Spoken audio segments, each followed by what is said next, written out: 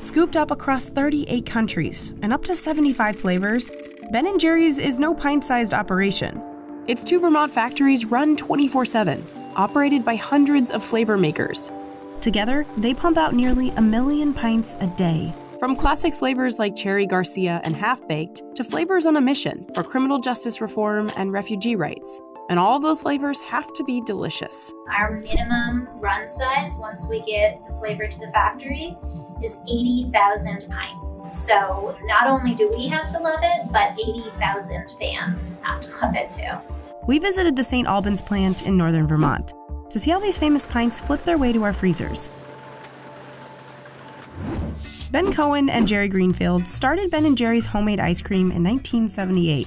From a renovated gas station in Burlington, Vermont, they launched a brand based on sustainable ice cream making and advocating for causes they believed in. And it worked. Today, Ben & Jerry's is the best-selling single-brand ice cream label in the U.S. To pump out its iconic flavors, first it starts with ingredients. Ben & Jerry's partners with 250 farms globally to source everything from vanilla bean to milk. Milk comes from the St. Albans Cooperative Creamery, just 1.5 miles from the factory.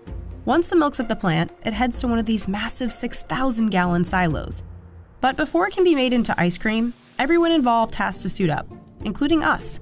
Gowns, hairnets, caps, and boots. To make the ice cream base, the milk heads to the blend tank. Cream, milk, and lots of sugar are churned together. The factory goes through 6,700 gallons of cream every single day. Every ice cream flavor starts with either a sweet cream base or a chocolate base. Next, the mix master will pour in eggs, stabilizers, and cocoa powder if it's a chocolate base. Then it's piped into the pasteurizer. You can't see it happening, but hot steel plates are heating up the mix to kill any harmful bacteria. The newly pasteurized milk is stored in a tank for 4 to 8 hours, so the ingredients can really get to know each other. After making the two bases, they'll head to one of the 20 flavor vats to get a flavor boost.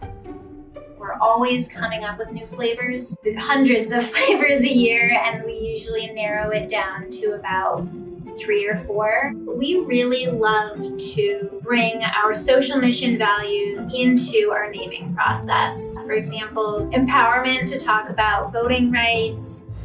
Before Ben & Jerry's famous chunks can be added, the mix has to get to below freezing temperatures. It's pumped through this giant freezing barrel, and when it gets to the front, it's finally ice cream.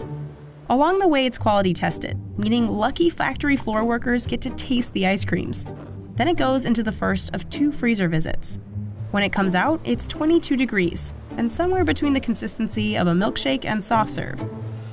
Now for the best part, the chunks. Founder Ben actually didn't have a great sense of smell, which meant he couldn't taste much either. So his big thing was texture. That's why Ben & Jerry's has some of the biggest chunks in the ice cream industry. These chunks end up in flavors like Half-Baked, Chubby Hubby, or the one we're making, Chocolate Therapy. Workers dump in add-ins through the chunk feeder, from brownie bites and cookie dough globs to chocolate chunks, fruits, and nuts. They let us give it a try, but it's not as easy as it looks. Then it's finally time to pack those pints. Workers stack the empty containers into the automatic filler. The machine drops the pints into position and perfectly pumps in ice cream. It can fill up 270 pints a minute. The pints are pushed towards the litter and sealed tight.